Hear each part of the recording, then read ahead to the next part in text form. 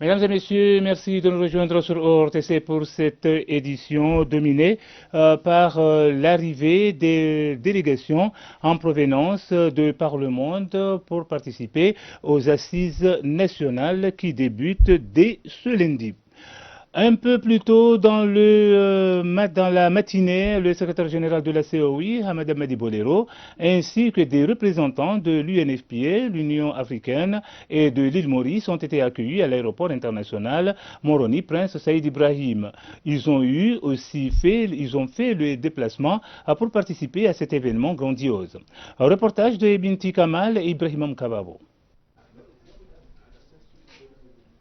Le secrétaire général de la commission de l'océan Indien, Hamad Amadi Bolero, est arrivé aux Comores dans la matinée de ce dimanche pour prendre part aux assises nationales. Quelles seraient les initiatives que les Comores pourraient mettre en place pour s'adapter au développement socio-économique actuel et par rapport aux autres pays de la région? Vous savez, puisque je suis le secrétaire général de l'organisation sous-régionale, donc la commission de l'océan Indien, il est évident que nous allons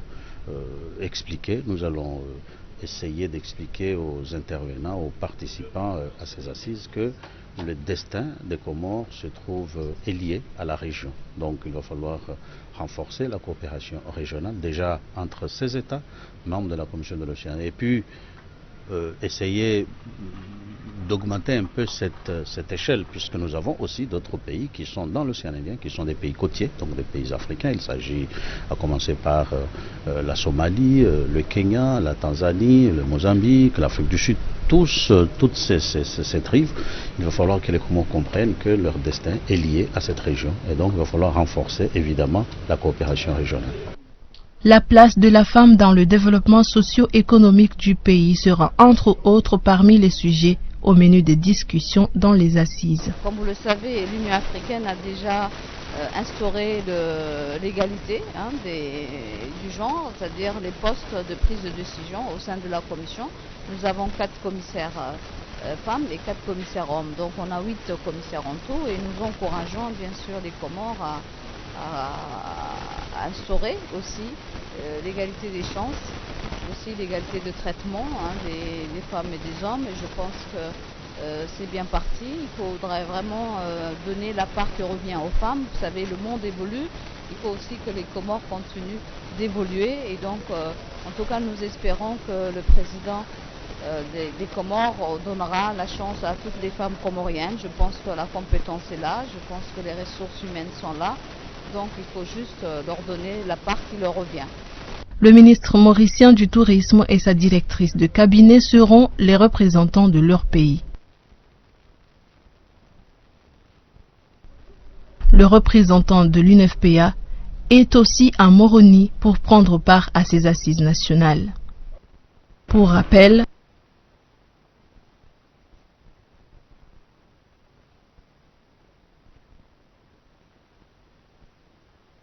Comme pour les nombreuses délégations internationales, l'avion transportant les représentants onusiens a atterri sur le tarmac de l'aéroport Moroni Prince Saïd Ibrahim ce dimanche dans le cadre des assises nationales. Les émissaires onusiens vont prendre part à ce grand rendez-vous comorien dont le lancement officiel des travaux a lieu ce lundi 5 février 2018 au stade de Moroni. Aussitôt arrivée, la délégation conduite par Haïlé Menkarios a été reçue par le ministre de la Jeunesse et Sport, Salim Mahmoud, assurant l'intérim de son homologue des Affaires étrangères. Would like to see an inclusive and credible. Nous aimerions voir un processus crédible, la participation de toute la classe politique, c'est des représentants de société civile, car c'est un exercice que nous encourageons. Et de cet exercice, nous souhaitons des résultats crédibles. Provided it is supported and inclusive of the people and representatives of the country. À quelques heures de l'ouverture officielle des Assises nationales, les délégations issues des 4 îles se sont rejointes et se rassemblent à Moroni. Les représentants de l'île comorienne de Mayotte sont bien arrivés ce dimanche à l'aéroport Prince Saïd Ibrahim. Reportage d'Ibrahim Mkababo et Kamal Ben Madjou et Samira Abdelwahid. Effectivement, les différentes délégations en provenance des Moélie, Anjouan et Mayotte sont rejointes à Moroni ce dimanche dans le cadre des Assises nationales. Celle de Mayotte, composée de 17 personnes, est bel et bien arrivée. Certains membres des autres délégations ont fait le déplacement à l'aéroport pour l'accueillir. Chaque délégation des 4 îles est accueillie par les membres de la commission d'organisation pour son installation dans les différents endroits réservés pour cet effet. Les enfants des 4 îles de l'archipel des Comores vont durant une semaine se rassembler pour décider ensemble de leur destinée. C'est une nouvelle ère, bien sûr, si vraiment, à l'esprit des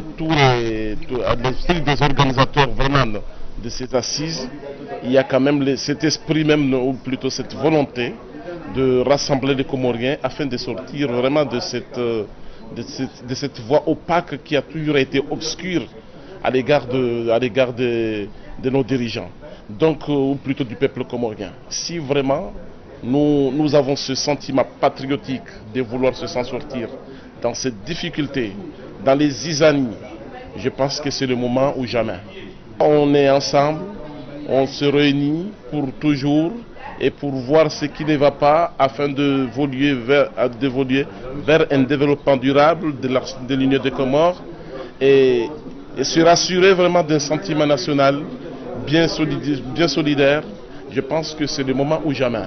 Chaque délégation des 4 îles est accueillie par les membres de la commission d'organisation pour son installation dans les différents endroits réservés pour cet effet. Les enfants des 4 îles de l'archipel des Comores vont durant une semaine se rassembler pour décider ensemble de leur destinée. Le ministre de la Jeunesse et Sport, assurant l'intérim de son homologue des Affaires étrangères, a reçu ce dimanche la délégation des Nations Unies venue avec le message du secrétaire général des Nations Unies qui insiste sur la participation de toutes les classes politico-sociales comoriennes dans cet événement national tout particulier qui dresse un bilan des 42 ans d'indépendance. Je vous propose les propos du chef de délégation traduit par Abdoulatif Bakar.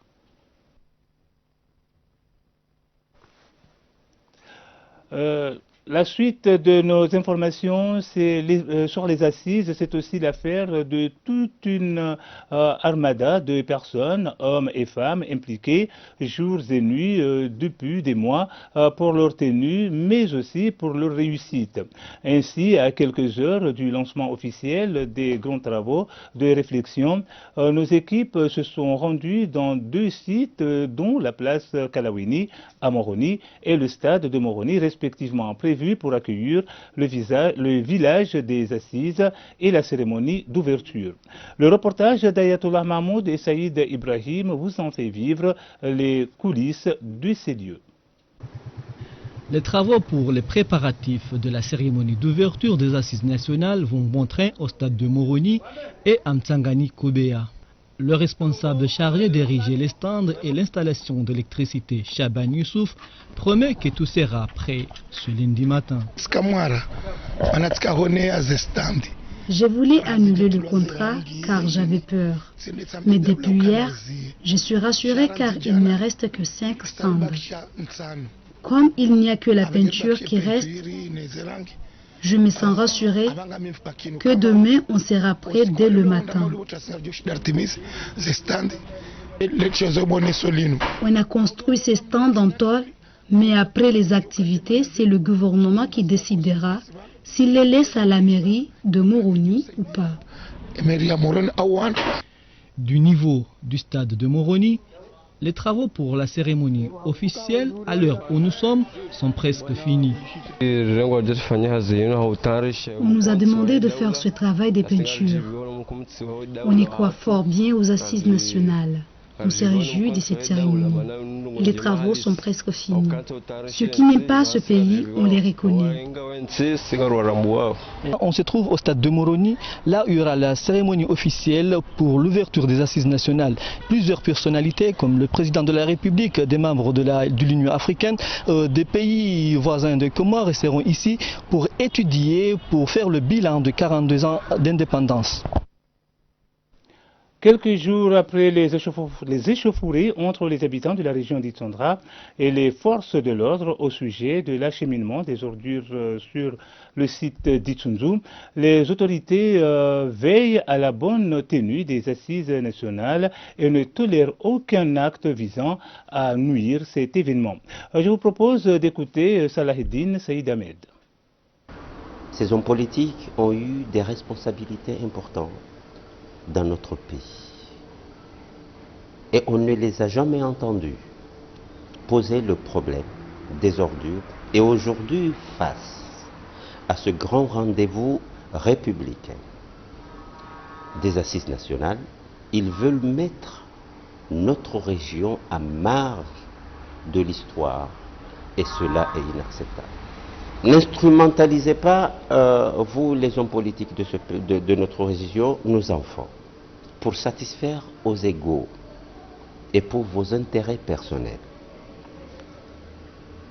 Il n'y a pas d'argument politique sérieux contre ce rendez-vous de M. Ali Bazisseli. Alors, j'appelle tout le monde, notamment dans notre région, à soutenir ce grand rendez-vous. La région d'Itsandra, c'est une région très importante.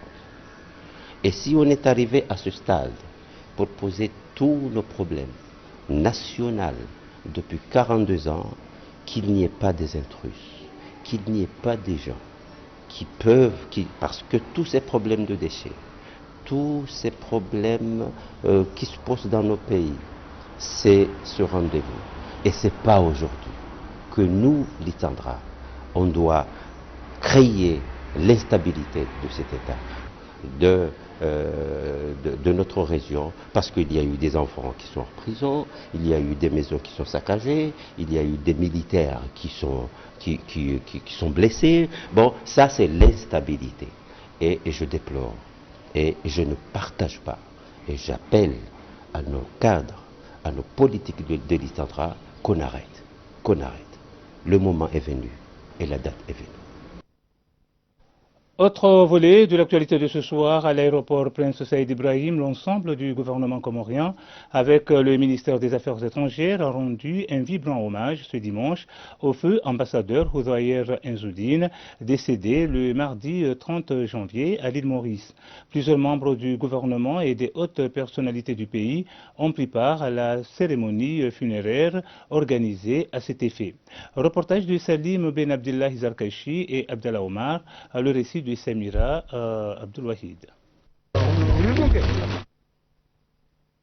L'arrivée de la dépouille du feu ambassadeur Houdayer Inzoudine à l'aéroport international Moroni Prince Saïd Ibrahim a été honorée par une foule nombreuse venue lui rendre un dernier hommage, un geste de reconnaissance pour les services rendus au pays. Houdayer Inzoudine était l'une des grandes figures que le pays a connues. Sa foi et sa sagesse ont fait de lui un modèle. Houdayer Inzoudine est natif de Domoni en juin. En 1978, il a eu son bac au lycée de Moroni. Il obtiendra l'année suivante une bourse d'études au Maroc où il a passé 4 ans. Il continuera le reste de ses études à l'université de la Sorbonne à Paris. Depuis son retour au pays, il a exercé plusieurs fonctions avant d'être nommé ministre de télécommunications et de la santé de 2006 à 2011. L'ambassadeur a rendu l'âme le 30 janvier 2018 à l'île Maurice. Il est inhumé ce dimanche dans sa ville natale. Paix à son âme. C'était le récit d'Abdallah Omar. Chapitre sport de cette édition reconnaît depuis hier le champion en titre de la Supercoupe 2017, Ngaya Club d'Emdé, qui lors de la finale au stade de Moroni a battu un Gaz Club de Mironti par le score de 4-3 sur les épreuves des tirs au but. Rappelons que lors des 90 minutes des jeux, les deux formations se sont quittées sur un score de parité 0 partout. Revenons sur les images d'Ibrahim Mkababo sur le récit de Sofiati Ibrahim. Le club d'Emdé s'est éclaté de joie lorsque le pénalty rejoué de nouveau est bien cadré. Ngaya avait quant à lui perdu espoir d'être à nouveau vainqueur de la Supercoupe lorsque l'arbitre Adélaïde a refusé le dernier tir au but après une erreur commise par le tireur. Une décision qui avait provoqué des malentendus au niveau des joueurs de cette équipe. Les protégés de Silla se sont bien défendus lors des pénaltys pour remporter cette victoire 4-3 face à Ngazi, qui avait visiblement développé un jeu de qualité pendant les 90 minutes. On a fait le match très sérieux. Après, bon, ça s'est décidé sur un jeu de loto et puis ça tombe. Je dis chapeau à Ngaya. Le seul reproche que je leur ferai, c'est le fait qu'on a beaucoup reculé. On a laissé des espaces à l'adversaire et ça aurait pu nous être fatal depuis la première mi-temps. Heureusement, on a su maintenir le score vierge. Ça s'est décidé au niveau des tirs au but, c'est dommage. Bon, les tirs au but, c'est du loto. Hein. Ça peut aller dans un sens comme dans un autre. C'est loin de nous décourager. Au contraire, on va essayer de trouver des motifs de satisfaction pour rebondir par rapport au premier tour préliminaire de la Coupe de la Confédération. Au niveau du match, je peux dire que la complémentarité des deux équipes, ça confirme que Ngazi a eu la Coupe de Comores, Ngaya, champion de Comores. Donc avec ces deux équipes, ils ont essayé de se montrer leur qualité au niveau technique, tactique et conditions physiques. De toute façon, de mon côté, je suis ravi et tranquille et ça me donne une très grande promesse pour l'échelon international. Au cours de cette finale, le stade de Moroni a été pris d'assaut par les supporters des deux clubs et amateurs du ballon rond. Ceux-ci ont assisté à une rencontre marquée par des occasions non concrétisées pour les deux formations étant de cartons jaunes et coupés. Le match a été aussi marqué par le cafouillage entre supporters et forces de l'ordre lorsque les pratiquants des gris-gris ont été signalés sur le terrain.